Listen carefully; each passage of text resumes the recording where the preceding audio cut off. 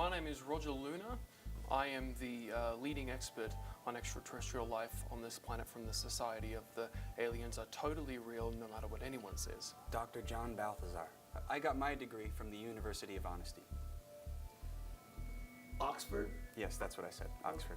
Do I believe in aliens? Absolutely not. According to a census done in 2017 as to the population of human and alien life on the planet, we got these results. Area 51 is just, it's a government cover-up because you guys, the government, NASA, doesn't want us to know the truth. The truth about Area 51 is it is a government site, but there is absolutely nothing to do with aliens. What do you think about Area 51? Oh, I've been there. Yeah, President Bill Pullman brought me in, showed me all of the aliens. I watched one of the scientists get choked to death. It was gruesome.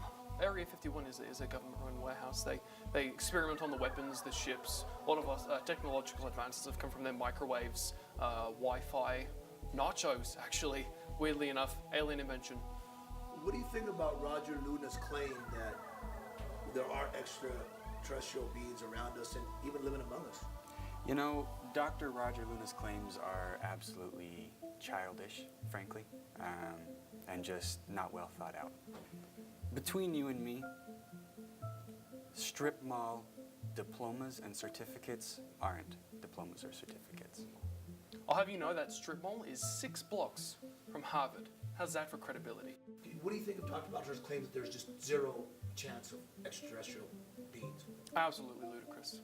I mean, for starters, he claims there's no such thing as UFOs. I mean, even at a base level, regardless of whether they're from space or not, UFOs happen all the time. A UFO just means an unidentified flying object that happens.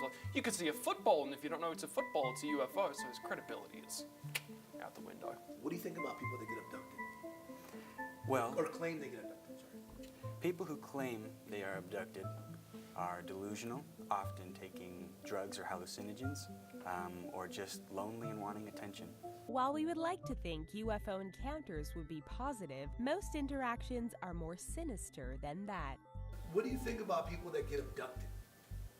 Should we believe them? Not all of them. Surely some of them are seeking attention, but I've observed a lot of them for myself. I've interviewed them personally. I've seen the marks and scars. I've heard of their stories, and there's corroborative evidence that I've heard from different stories. People who can't have possibly met each other that have oddly specific things that they've heard about that you just don't make up. Now, have you heard of Rudy, the Asian gentleman that claims he was probed, anally probed? I have. I interviewed him back in 2007. He was not only probed through the ears and through the mouth, but rectally as well, and from the way he tells it, violently.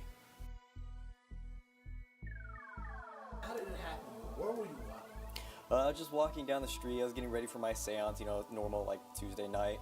And as I was walking down, there was some weird flashing light. I'm not sure if it was on the sky, if it was just off a car, maybe in the mud. I'm not really sure, but then next thing you know, I'm just off somewhere that's not down the street. So when you think of stereotypical flying saucer, a lot of like chrome looking, it was not like that. It was not like that at all. It was like a blue metallic. So it was very strange. It was very off-putting because the color almost seemed to not fit into my perception of the world. It actually plays out pretty well, because they did a lot of probing through a lot of my urethras, and lucky enough for me, a lot of them were rectal, so that was a really good phase because it opened me up to new experiences, and a lot of the time I say, you can't really knock until you try it. Are you saying that the probes were erotic? No, I'm not saying that, you're just trying to put words in my mouth, but I'm just gonna have no comment on that section, if you will. Have the aliens invited you to partake in any sexual activity on Earth? I cannot confirm or deny any of these allegations made against me. I plead the fifth. I want my lawyer now.